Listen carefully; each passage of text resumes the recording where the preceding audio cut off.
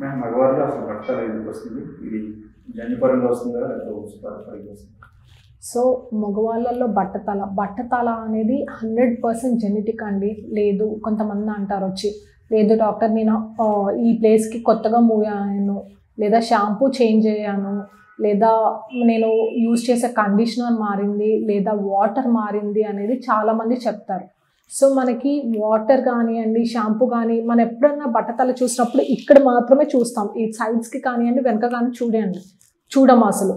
యూజువల్గా ఒకవేళ మీరు అనుకున్నట్టే షాంపూ కానీ వాటర్ అయితే మనకు సైడ్స్కి బ్యాక్కి కూడా ఊడాలి. మనకు ఒక ప్యాటర్న్లో ఓన్లీ ఇక్కడే పోతుంది అంటే అది 100% ఇట్స్ జెనెటిక్ అండి.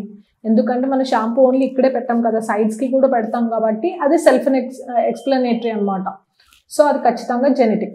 సో ఏమవుతుంది అంటే ఇప్పుడు కొంతమంది అంటారు, లేదు డాక్టర్ మా ఫాదర్కి లేదు కానీ మా గ్రాండ్ ఫాదర్కి ఉంది, అలా ఎలా వస్తుంది అంటే యూజువల్గా మనకు ఒక థియరీ ఉంటుందండి, స్కిప్ జనరేషన్ అని.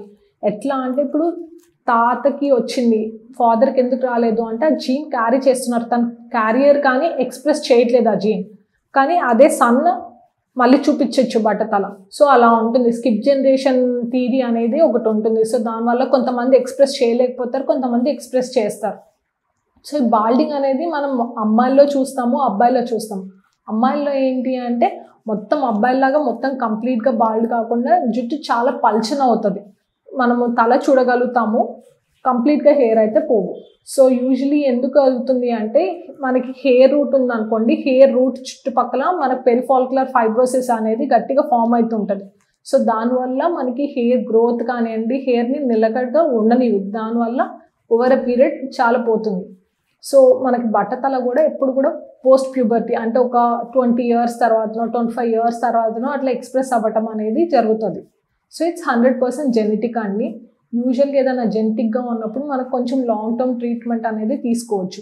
సో ఎప్పుడైతే మనకి హెయిర్ బట్టతల వస్తుంది అనేది ఎప్పుడు ఎలా చెప్తాము అంటే యూజువలీ హెయిర్కి గ్యాప్ ఎక్కువ పెరగడము, లేదా హెయిర్ లైన్ అనేది కొంచెం వెనకపోవడము, లేదా హెయిర్ అనేది థిన్ అవ్వటము. హెయిర్ థిన్ అవుతుంది, ప్లస్ హెయిర్ బ్లాక్ కలర్ నుంచి బ్రౌన్ కలర్గా కూడా చేంజ్ అవుతుంటాయి. సో ఇవి మనము బాల్నెస్ లక్షణాలు అండి. మీరు ఎర్లీ స్టేజెస్లో కానీ మీరు డాక్టర్ని సంప్రదిస్తే యూజువల్గా మనం దాన్ని అక్కడి వరకు కొంచెం హాల్ట్ చేయగలుగుతాం. బాగా అడ్వాన్స్డ్ చాలా పోయిన తర్వాత పోతే కానివ్వండి, అప్పుడు పిఆర్పి కానివ్వండి, జిఎఫ్సి చేస్తాం. అసలు మొత్తానికి జుట్టు మొత్తానికి పోతే అప్పుడు హెయిర్ ట్రాన్స్ప్లాంట్ అనేది యూజువల్గా అడ్వైస్ చేస్తారు.